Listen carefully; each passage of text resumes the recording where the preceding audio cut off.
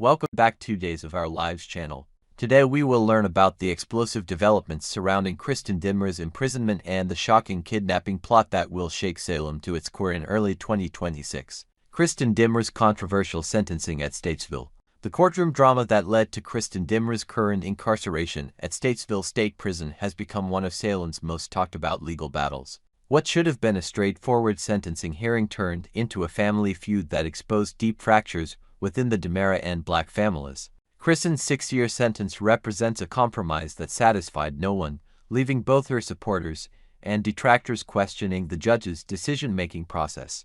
Brady Black's aggressive pursuit of maximum punishment revealed a vindictive side that many longtime Salem residents found disturbing. His demand for a full 10-year sentence stemmed not from legal expertise but from personal vendettas and unresolved romantic complications. This emotional outburst in the courtroom demonstrated how Brady's judgment remains clouded by his tumultuous history with Kristen, making his testimony more about revenge than justice. The irony wasn't lost on courtroom observers that Brady, who lacked significant legal experience, managed to influence judicial proceedings more than seasoned family members who understood the complexities of the case. His theatrical demands for harsh punishment contrasted sharply with the measured requests from those who actually witnessed the events firsthand. Belle Black's professional legal perspective, combined with her family connections, should have carried more weight in the sentencing phase. Her request for a 3-year sentence reflected both legal precedent and an understanding of the mitigating circumstances surrounding Kristen's actions.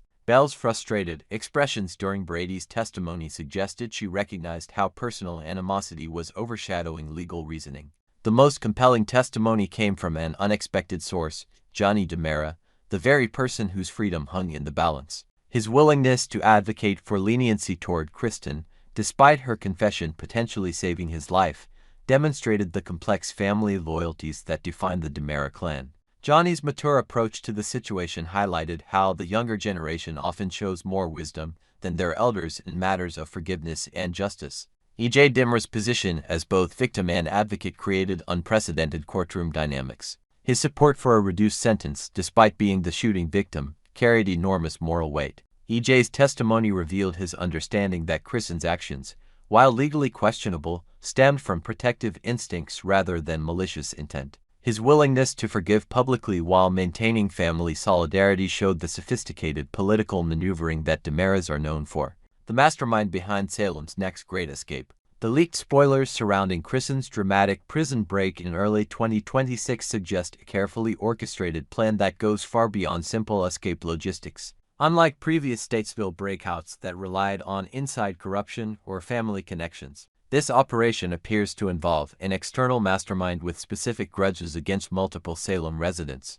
The timing of Sarah Horton's simultaneous kidnapping indicates extensive surveillance and planning by someone intimately familiar with Salem's interconnected relationships. This isn't a random crime of opportunity but a calculated strike designed to maximize psychological impact on the broader community. The perpetrator clearly understands that taking both Kristen and Sarah creates multiple pressure points across different family networks. Sarah's medical expertise makes her an invaluable asset in any scenario involving an escaped prisoner who might require immediate health care. The kidnapper's decision to secure a qualified physician suggests either advanced planning for potential injuries or an understanding that Kristen's prison conditions might have compromised her health. This medical angle adds another layer of complexity to what initially appears to be a simple revenge plot. The choice to confine both women together rather than separately indicates the kidnapper's psychological sophistication. By forcing natural enemies to cooperate for survival, the perpetrator creates internal conflict that serves their broader agenda. This strategy suggests someone familiar with psychological warfare tactics, possibly with military or intelligence background.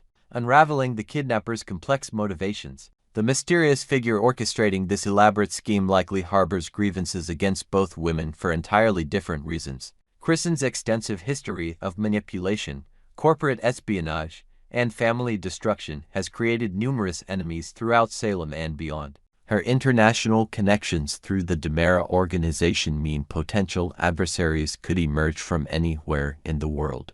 Sarah's involvement seems more circumstantial, but equally personal to the kidnapper. Her medical career, family connections, and romantic entanglements have placed her at the center of several major Salem controversies.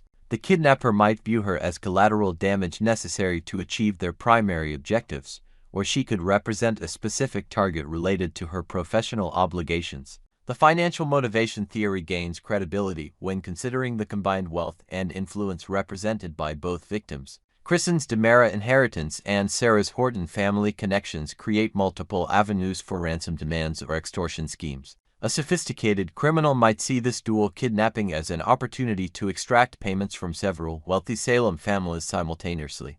Alternatively, the kidnapper could be seeking information rather than money. Both women possess intimate knowledge of Salem's power structures, family secrets, and business relationships. A rival organization or government agency might view them as valuable intelligence sources worth the considerable risk of a double kidnapping operation. Xander and Sarah's path to reconciliation. The crisis created by Sarah's kidnapping will inevitably force Xander Cook to confront his deepest fears about loss and abandonment. His aggressive personality and tendency toward violence, which currently drive Sarah away, will become essential survival tools in mounting a rescue operation. This transformation from liability to asset will demonstrate to Sarah how Xander's darker qualities can serve protective rather than destructive purposes. The extended separation caused by Sarah's captivity will provide both characters with perspective on their relationship priorities. Xander's desperate search efforts will prove his commitment extends beyond possessiveness to genuine love and respect. Meanwhile, Sarah's isolation will clarify her feelings about their future together, stripped of external pressures and daily conflicts. The rescue scenario will likely require Xander to cooperate with Brady Black, despite their romantic rivalry. This forced collaboration will test both men's maturity and their genuine concern for Sarah's welfare. Success will depend on their ability to prioritize her safety over their personal competition, potentially leading to mutual respect and future cooperation.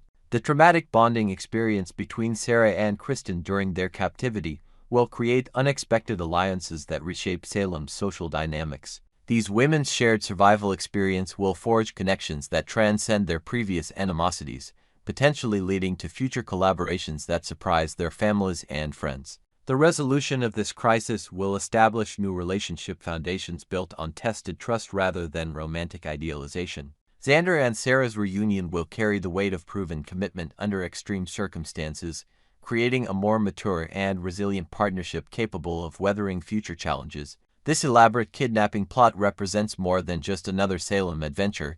It's a carefully constructed catalyst designed to resolve multiple relationship conflicts while introducing new power dynamics that will influence storylines for months to come. Part 2. Recapping yesterday's heart-wrenching episode.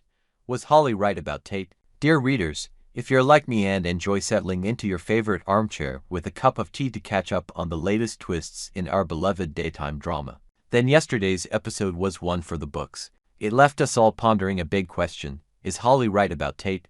In this article, we'll dive deep into the emotional roller coaster that unfolded, breaking it down step by step in a way that's easy to follow. We'll explore the characters' feelings, the tense confrontations, and what it all might mean for their futures. I'll make sure to paint a vivid picture so you can almost feel like you were right there in that cozy little bookstore where it all went down. Let's take our time and unpack this dramatic scene, shall we? First, a quick reminder of where we left off before yesterday's show. For those who might have missed an episode or Twilife gets busy, after all, Tate has been going through a tough time. He's a young man with a heavy heart, still reeling from the loss of his relationship with Sophia. And at the center of it all is their precious baby daughter, whom Tate hasn't seen in what feels like forever. Sophia, his ex, has been keeping the child at a distance, and Tate's been struggling to move on. Enter Holly, Tate's close friend, or is there more brewing there? The show keeps us guessing. Holly's the type who's always looking out for her friends, but sometimes her good intentions lead to fireworks. Yesterday, those fireworks exploded in a way that had us all on the edge of our seats. The episode kicked off with a seemingly innocent moment in the town's charming old bookstore. You know, the one place with the creaky wooden floors, shelves stacked high with dusty novels, and that faint smell of old paper that takes you back to simpler times. Tate was there, browsing the aisles, when who should appear but Sophia? She looked as poised as ever, her hair neatly tied back, carrying a stack of children's books. Tate's face lit up like a Christmas tree when he saw her. They started talking, and for a brief, hopeful moment, it seemed like they might be bridging the gap. Tate leaned in, his voice soft and pleading, asking about their daughter. How is she?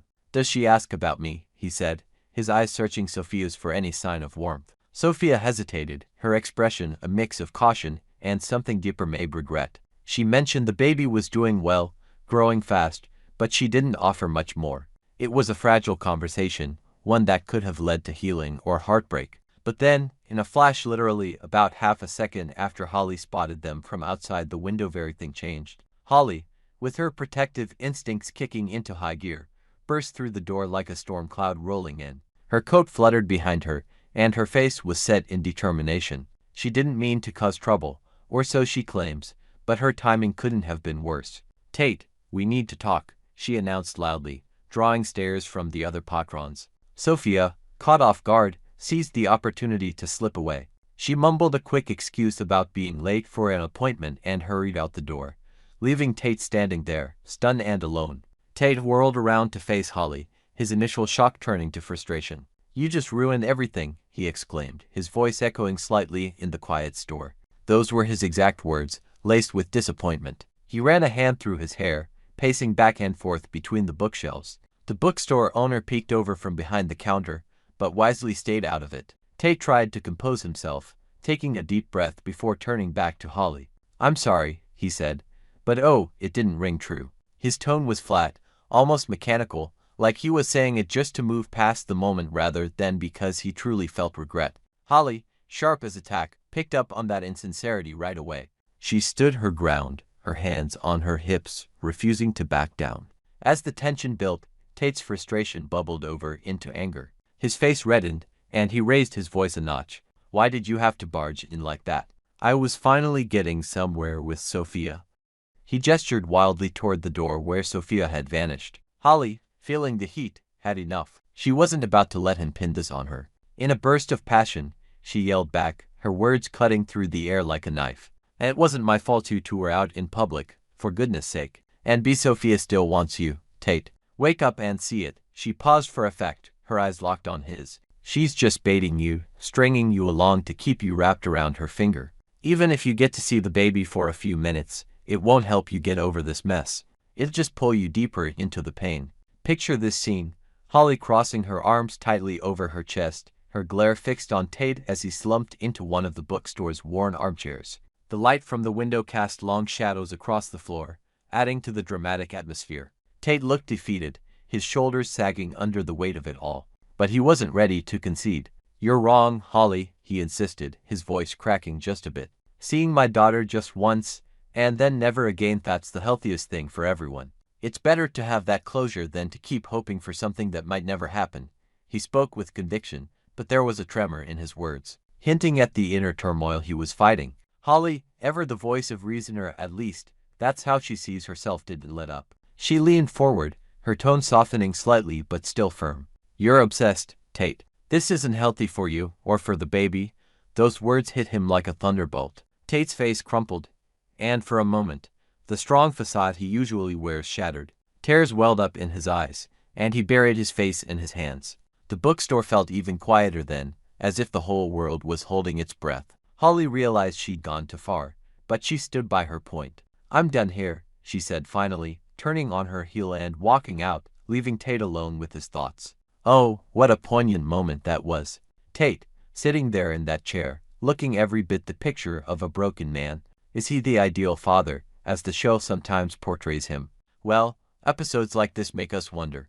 On one hand, his love for his daughter is undeniable, it's raw and real, the kind of paternal devotion that tugs at our heartstrings. But on the other, his reluctance to fight for more time with her, or to truly confront Sophia, raises questions. Is he avoiding the hard work of co-parenting because it's too painful? Or is he genuinely trying to do what's best by stepping back? And Holly, bless her heart, is she a meddlesome friend, or the tough love Tate needs to snap out of his fog? Let's expand on these characters a bit more to make sense of their actions. Tate, in his mid-30s, has always been the brooding type. Remember those earlier seasons when he was the charming entrepreneur, building his business from scratch? Fatherhood changed him, but the breakup with Sophia left scars. Sophia, elegant and independent, seems torn between her new life and the pull of the past. She's protective of their daughter, perhaps too much so, using the child as a shield against Tate's advances. And Holly. She's the loyal confidant, maybe harboring unspoken feelings for Tate. Her outburst yesterday wasn't just about the interruption. It was born from worrying, from seeing her friend spiral into obsession. This episode masterfully built drama through small details, the way Tate's hand trembled as he reached for a book to distract himself, or how Holly's voice echoed with a mix of anger and concern. It reminded me of those classic soap opera showdowns from years gone by, like the heated arguments on Days of Our Lives or General Hospital, but here, it's all about modern family struggles, custody battles, lingering love, and the fine line between helping and interfering. As we reflect on whether Holly was right, consider this. She might have a point about Sophia's intentions. Sophia's quick exit suggests she wasn't fully committed to the conversation. Maybe she is baiting Tate, keeping him hopeful just enough to maintain control. On the flip side, Tate's breakdown shows his deep vulnerability. Seeing the baby once could indeed be a band-aid on a deeper wound, not true healing. But is walking away forever really healthier?